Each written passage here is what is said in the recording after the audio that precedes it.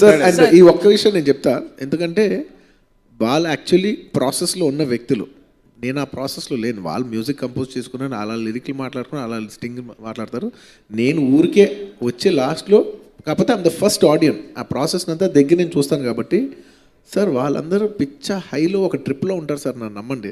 ఎందుకంటే నేను ఇప్పుడు కాదు, ఆర్య అప్పటి నుంచి అసలు డార్లింగ్ ఈ సాంగ్ ఏంటంటే డార్లింగ్ ఇలా అనుకుంటున్నాను నేను, ఇలా అనుకుంటున్నాను అని దేవి అలా అయితే ఎలా ఉండాలంటే ఇలా ఉండాలని ఆయన.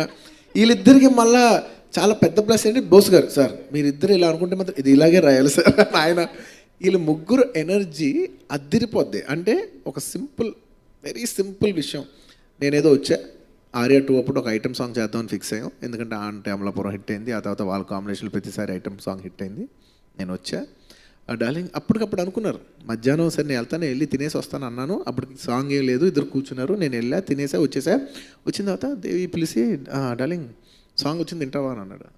ఓకే అంటే రింగ రింగ రింగ రింగ రింగ రింగ అని పాడితే షాక్ అయిపోయింది. అప్పుడు నాకు అర్థమైపోయింది, ఓహో వీళ్ళ ఎనర్జీ, వీళ్ళు ఫుల్ ఫన్ మస్తీ చేస్తుంటారు సార్. వీళ్ళు ఎంజాయ్ చేస్తేనే జనం పాట విని ఎంజాయ్ చేస్తారు. సో వీళ్ళు బేసిక్లీ ప్రెషర్ ఫీల్ అవ్వరు, వీళ్ళు ఎంజాయ్ చేస్తారు. ఇది మాత్రం కరెక్ట్. నేను ఏ విషయంలో కానీ సాంగ్స్ వేసినప్పుడు చాలా ఎంజాయ్ చేస్తాం. నేను దేవి బోస్ గారు సుఖమై డాన్స్ కూడా చేస్తారు యాక్చువల్గా. రింగరింగాకి సుఖమై డాన్స్ చేసిన వీడియో ఇంకా ఉంది నా దగ్గర, రీల్స్ చేస్తుంది. చూపే బంగారం అయినా యాక్చువల్లీ చూపే బంగారం నేను వేసాను అనుకుంటున్నారు, అది సుకుమార్ గారు డాన్స్ చేస్తే ఎలా ఉంటుంది ఉండే స్టెప్ అది. సుకుమార్ గారు అంటే 2 భాగాలుగా సినిమా తీస్తున్నారు కదా, రెండో భాగం మీద జనాలకి ఒక అంచనా, చూడాలని ఆసక్తి కలగాలంటే ఒక ఉత్కంఠభరితమైన పాయింట్ దగ్గర క్లోజ్ చేయాల్సి ఉంటుంది. బాహుబలి 1లో కట్టప్ప బాహుబలిని ఎందుకు చంపాడు అన్నారు. సో ఇందులో కూడా అలాంటి ఒక ఉత్కంఠభరితమైన పాయింట్ ఏమైనా మేము ఊహించుకోవాల్సి ఉంటుందా? అంటే చెప్పడం కరెక్ట్ కదండి, బట్ డెఫినెట్గా మీకు అదే నోట్లో ఎండ్ అవుతుంది సినిమా అనేది. మీకు పుష్ప 2 చూడాలన్న ఉత్కంఠతతోనే సినిమా ఎండ్ అవుతుంది. డెఫినెట్గా ఎక్స్పీరియన్స్ ఇస్తాను అనుకుంటున్నాను నేను. See, 1 minute. ఇప్పుడు within few more hours the film is going to hit the screens all over. ఇక్కడ అంటే there is no much of suspense left.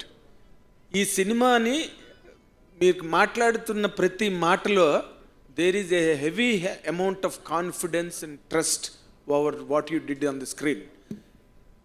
అంత ట్రస్ట్, కాన్ఫిడెన్స్ రావడానికి what really contributed to you through this film or through this character? Sir మీరు notice చేస్తే నా trust, confidence, మీరు నాది ఎలా ఉందంటే నాకు అంత ట్రస్ట్, కాన్ఫిడెన్స్ వచ్చేది కాదు. ఎందుకంటే మనం ఎప్పుడు మన విషయం గురించి మనం మాట్లాడేప్పుడు మన కాన్ఫిడెన్స్ ఉండదు. పక్కోళ్ళ విషయం గురించి మాట్లాడేప్పుడు మాత్రం నాకు కాన్ఫిడెన్స్ వస్తుంది. ఎందుకంటే అది నా విషయం కాదు కదా, నాకు ఫుల్ బలం వస్తుంది. ఎందుకంటే అందులో నేను సెల్ఫ్లెస్గా ఉన్నా. సో నాకేం ఎజెండా లేదు అందులో.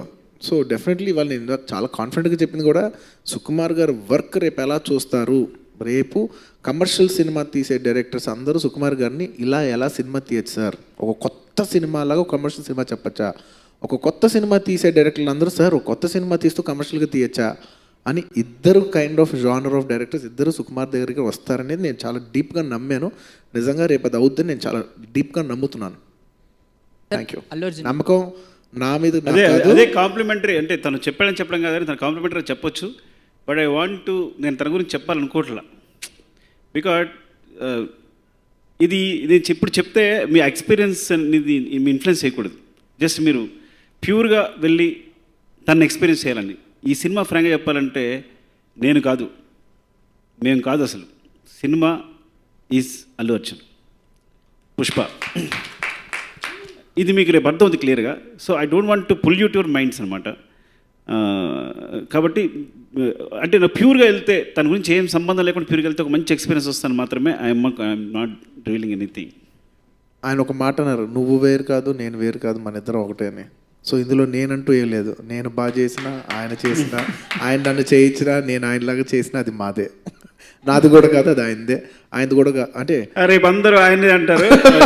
రేపు చూడండి, మీరు ఎక్కడ నా పేరు కనిపిస్తే నా పేరు కనిపించదు. కాదు, నాది కాదంటే అది నీది కాదా? నాదంటే అది నీది కాదా? రేపు చూడండి.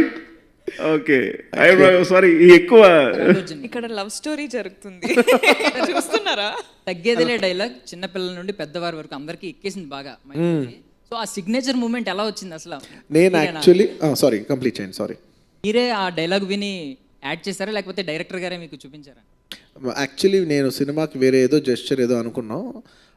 అదిను ఎందుకో ఏ విషయంలో ఇలా అంటుంటే నాకు గుర్తులేదు, నాకు ఎగ్జాక్ట్గా గుర్తులేదు. ఏదో ఫైట్ చేసినప్పుడు ఇలా అంటున్నాను, ఒక 2 సార్లు ఏదో ఇలా అన్నా, ఇది ఒకసారి 1-2 సార్లు ఇలా ఏదో జెస్చర్స్కి యాక్సిడెంట్గా అన్నానో లేదు డైరెక్టర్ గారు చెప్పినప్పుడు ఏదో అన్నానో నాకు గుర్తులేదు. నాకు ఒక పాయింట్లో మాత్రం గుర్తుంది, డైరెక్టర్ గారు వచ్చి మనం ఏదో జెస్చర్ అనుకున్నాం కదా, అది డ్రాప్ అయిపో, ఇది అదిరిపోయింది, నేను చూస్తున్నా, ఇది అదిరిపోయింది, నువ్వు ఎందుకు ఒకసారి 1-2 సార్లు చేయమన్నా, నువ్వు చేసావు, అది బాగా వర్కౌట్ అయిపోతుందని నేను ఫైట్ మధ్యలో చెప్పారు ఆయన. అసలు అప్పటి నుంచి ఇలా అంట మొదలుపెట్టాను, దానికి తగ్గేది వెళ్ళే డైలాగ్ తర్వాత యాడ్ చేసాం అంతే. ముందు ఫైట్లో గుర్తులేదు, ఒక పంచ్ ఇచ్చిన తర్వాత ఏదో బాగుంది అనిపించింది, విల్ డూ హియర్, చూద్దాం ఇక్కడ పెట్టి చూద్దాము, చేద్దాం ఒకసారి. అంటే రకరకాల బాడీ లాంగ్వేజ్ ఏదో ఒకటి మాత్రం కన్ఫర్మ్, ఒకటి డిసైడ్ ఏంటంటే మేము ఏదో ఒక బాడీ లాంగ్వేజ్ ఒకటి క్రియేట్ చేయాలి, అది క్యారెక్టర్ వాడుతూ ఉండాలి హై పాయింట్స్ అనేది అనుకున్నాం, అది కన్ఫర్మ్. దానికోసం వెతుకుతున్నాం, రకరకాలు ఎదుగుతున్నాం, కాసేపు ఇలా ఉందామా లేకపోతే ఇలా ఉందామా వెతుకుతున్నప్పుడు ఎప్పుడో సడన్గా తను మామూలుగా చేసి ఇలా అనుకుంటుంటే చూసి ఇలా అనుకుంటాను, వాళ్ళు ఇలా అనుకుంటే అరే బాగుంది డార్లింగ్ ఇదేదో అని చెప్పి అవునా కాన్ఫిడెన్స్ లేదు, కానీ తర్వాత లేదు నాకు కాన్ఫిడెన్స్ వచ్చింది, డెఫినెట్గా ఇట్ ఈస్ అదిరిపోద్ది, సో విల్ డూ సంథింగ్ అంటే ఇంప్రొవైజ్డ్. అండ్ సార్ మీ రంగస్థలం ఒక్క వరకు నిమిషం, ఆ లైట్ నిజంగా ఆఫ్ అయిందా లేదంటే ఇంకా చాలని మీరే ఆఫ్ చేసి నాకు సిగ్నల్ ఇస్తున్నారా? లేదు, నాకు డౌట్ వస్తుంది. సుకుమార్ గారు చెప్పండి, అవకూడదు, ఏం పర్లేదు. మూవీ వరకు హీరో ఎప్పుడు ఇదే లాస్ట్ అమ్మా, ఫిజికల్ గా ఫిట్ గా అంతేనా? అండ్ స్టైలిష్ గా ఉండేవారు. సో లైట్ కూడా చెప్పింది, రంగస్థలం గ్యాప్ movie, వేయలేదు ఈ movie లో, సారీ రంగస్థలంలో తమ్ముడు, చెప్పు సారీ. రంగస్థలంలో కొంచెం డెఫ్ అండ్ ఈ మూవీలో కొంచెం షోల్డర్ ఎందుకు ఇలాగా మాస్ లుక్ లో అండ్ కొంచెం ఏదో ఒక డిఫెక్ట్ పెడుతున్నారు ఎందుకు హీరో? ఆయనకు నార్మల్గా ఉంటే నచ్చదు సార్, ఏదైనా ఆయన స్ట్రైట్ లైన్ కూడా వంకరగా ఉంటుంది. సుకుమార్ గారు సార్, సునీల్ని విలన్గా మెయిన్ విలన్గా చూడడానికి మీరు అంటే ఆయన్ని కమెడియన్గా చూసాము, అంటే వేరే భాషల్లో తెలియదు కానీ మన దగ్గర వచ్చేసరికి కమెడియన్గా అంటారు. సో ఇందులో సునీల్ నుంచి మీరు మెయిన్ విలనిజం ఎక్స్పెక్ట్ చేయడానికి పెట్టుకోవడానికి రీజన్ ఏంటి మెయిన్? అంటే సునీల్ ఇప్పుడు అలాంటి ఇప్పుడు చూడండి, మనకి నాకు మెయిన్ ఇన్స్పిరేషన్ సత్యనారాయణ గారు, ఎస్వి రంగారావు గారు, కోట శ్రీనివాసరావు గారు, వీళ్ళందరూ చూడండి వరుసగా వాళ్ళు అన్నీ చేస్తారు. కామెడీ అంటే కామెడీ. సత్యనారాయణ గారు చూడండి, ఆయన కామెడీ అంటే కామెడీ చూస్తాం, మళ్ళీ విలన్ విలను. సో అట్లా ఇప్పటి నుంచో సునీల్ చూస్తూ ఉన్నాం. కానీ ఈ క్యారెక్టర్ వచ్చినప్పుడు దాంతో మాట్లాడినప్పుడు ఈ గేవ్ ద కాన్ఫిడెన్స్ డార్లింగ్ కొత్తగా ఉంటుందని నేను అనేసి వెళ్ళిపోయాను. కానీ తర్వాత అవునా కాదు, నేను కూడా మీలాగే కొంచెం కన్విన్స్ చేయగలం, లేదంటే నో ఈ చెప్పాడు, నువ్వు అనుకున్నది కరెక్టే, విల్ బి డెఫినెట్లీ అంటే అంటే అప్పుడేంటే మనం గెటప్ చేంజ్ చేయాలి, విల్ డూ సంథింగ్, తన్ని కొంచెం క్రియేట్ చేస్తే బాగుంటుంది సంథింగ్ అని. అలా తనకి అట్లా చెప్పాను, స్కెచ్ గీసి పంపించాం. రామ మన ఆర్ట్ డైరెక్టర్ ఉంటే తను స్కెచ్ ఇట్లా ఉండాలి రామ అంటే తను స్కెచ్ పంపించాడు. ఆ స్కెచ్ తను పంపిస్తే తను మొత్తం యాక్చువల్గా మేము ప్రాసెస్ చేద్దాం అనుకున్నాం, he shaved everything and came. Sir Bunny sir, it's sir ఒక్క నిమిషం, ఈ ఒక్క విషయానికి సుకుమార్ గారు చెప్పిన దానికి నేను ఒక యాడ్ చేస్తాను. సుకుమార్ గారు టైం లైన్స్లో గుర్తులేకపోవచ్చు, బట్ ఈ ఇన్సిడెంట్ ఎలా అయిందని మాత్రం నాకు బాగా గుర్తుంది. సుకుమార్ గారు నేను ఒకరోజు మాట్లాడుకున్నప్పుడు ఆయన అంటున్నారు, మన ఆర్టిస్టులు తక్కువ అయిపోయారు, ఎవరు తెలుగు ఆర్టిస్టులు ఎస్పెషలీ క్యారెక్టర్స్ చేసే యాక్టర్స్ తక్కువ అయిపోయారు, లిమిట్ అయిపోయాం మనం అంటే. అప్పుడు ఆయన అన్నారు, లిమిట్ అవ్వలేదు డార్లింగ్, మనమే మన క్యారెక్టర్ యాక్టర్స్ని రీఇన్వెంట్ చేయట్లేదు, మనం ఇలాగ ఒక కామెడీ చేసే వాళ్ళని కామెడీకి చేస్తానే ఫిక్స్ అయిపోయి ఉన్నాము, మనం వాళ్ళు రీఇన్వెంట్ చేస్తే మన తెలుగు ఆర్టిస్టులు ఇది చేయొచ్చు అది చేయొచ్చు అని అన్నారు. సో అందులో డిస్కషన్ వచ్చేప్పుడు సునీల్ గారు is a very good actor by himself, not just about comedy timing, చాలా హై కామన్ సెన్స్ ఉండి ఒక రిథమ్ ఉన్న ఒక టైమింగ్ ఉన్న ఆర్టిస్ట్ ఆయన. సో డెఫినెట్లీ ఆయనలో ఒక కోణం ఉంటుంది అని ఆయన ఎక్స్ప్లోర్ చేశారు. ఆయన ఎక్స్ప్లోర్ చేసి ఐడియా అయిందే చాలా బాగుంటుంది అనుకున్నా. తర్వాత ఎందుకో ఆయనకు డౌట్ వచ్చింది, అమ్మో ఇంత ఎక్స్పెరిమెంట్ ఫుల్ ఫిల్మ్ కదా, వెళ్తాం కరెక్ట్ కదా అని. ఇది ఒక టైంలో మళ్ళీ ఆయన డౌట్ వస్తే నేను గుర్తు చేశా, నేనేం చేయలే, జస్ట్ గుర్తు చేశాను, లేదా ఆ రోజు మీరు అనుకున్న ఒక నమ్మకం ఉంది కదా, దాని మీద వెళ్దాం, మీరు డౌట్ పడద్దు, మీకు ఫస్ట్ ఇన్స్టింక్ట్లో అనిపించిందే కరెక్ట్ అనేది అయింది. అండ్ నిజంగా ఇలాగా ఈ సినిమాలో నేను చాలా గర్వంగా చెప్తున్నా, చాలా ఆనందంగా చెప్తున్నా. రేపు సినిమా రిజల్టు అదన్నీ పక్కన పెడితే ఒక గ్రేట్ సాటిస్ఫాక్షన్ ఉందంటే, మేము అనుకుంది ఏంటంటే ఈ సినిమాలో తెలుగు మాట్లాడలేని ప్రాంప్ట్ తీసుకునే ఒక్క ఆర్టిస్ట్ కూడా వద్దు. ఎందుకు రష్మిక నాకు అంత నచ్చింది, ఎందుకు నాకు ఫహద్ ఫాసిల్ గారి మీద అంత రెస్పెక్ట్ వచ్చిందంటే, వాళ్ళు తెలుగు యాక్టర్స్ కాకపోయినప్పటికీ తెలుగు డైలాగ్స్ ఎలా చెప్పారంటే, మామూలుగా మన వాళ్ళు ఎలా మాట్లాడితే ఎంత స్వాగ్ ఉంటుందో అంత ఈజ్ ఉంటుందో అంతే ఈజ్తో మాట్లాడారు. అండ్ అలాగే ఈ సినిమాకున్న, రేపు మీరు సినిమా చూస్తుందో చెప్తారు, ఈ సినిమాలో నెంబర్ ఆఫ్ క్యారెక్టర్ యాక్టర్స్ ఉన్నారు. అందరూ ఆల్మోస్ట్ సినిమా న్యూ ఫేసెస్ చూస్తారు మీరు. వాళ్ళందరికీ అంత మంచి మంచి ఆర్టిస్టులు, అప్కమింగ్ రాబోయే ఆర్టిస్టులు అందరికీ పుష్ప అనే సినిమా ప్లాట్ఫామ్ అవుతాం. నాకు నిజంగా చాలా గర్వంగా ఉంది. ఎందుకంటే తెలుగు సినిమా ఒక పెద్ద సినిమాలో, ఒక కమర్షియల్ సినిమాలో ఇంతమంది మంచి మంచి ఓటీటీస్లో అక్కడికి నుంచి హ్యాండ్ పిక్ చేశారు ఆయన. అయితే నాకు తెలిసి ఎన్నాళ్ళు పట్టింది ఓన్లీ కాస్టింగే, జస్ట్ ఎతకడానికి, ఒక్కొక్క క్యారెక్టర్ ఎతకడానికి I think 6 to 8 months 6 to 8 months ఎతికారు ఆయన. ఎన్ని ఇంటర్వ్యూస్ మా వాళ్ళు ఇంటర్వ్యూ చేస్తుంటారు, ప్రతి అందరూ ఉంటారు కదా, నేను ఆఫీసర్కి వచ్చి కనపడి వెళ్ళిపోయాను అని కాదు. ఆ కనపడిన వాళ్ళని మా వాళ్ళు ఇంటర్వ్యూ చేస్తే ప్రతి వీడియో చూశాను నేను. ప్రతి చిన్న చిన్న ఆర్టిస్టులు కూడా వచ్చినది వీడియో చూశాను నేను. అందుకే చెప్తాను, ఎవరు వచ్చినా కూడా ఆఫీస్కి వస్తే మీరు వీడియో చేయండి, పంపించండి. I will. నాకు ఆయన చేసిన వర్క్లో నాకు అయిపోయిన తర్వాత ఒక 2 days సరదాగా నేను చూపిస్తాను ఏ క్యారెక్టర్స్ ఎవరు చేస్తానని చెప్తే 65 ఆర్టిస్ట్ నేను చూశాను ఆయన సెలెక్ట్ చేసిన వాళ్ళు. ఇది క్యారెక్టర్ ఇలా వేస్తున్నారు అనేది. సో అది మాత్రం ఆయన వెరీ వెరీ బిగ్ ఎఫర్ట్స్ పెట్టారు.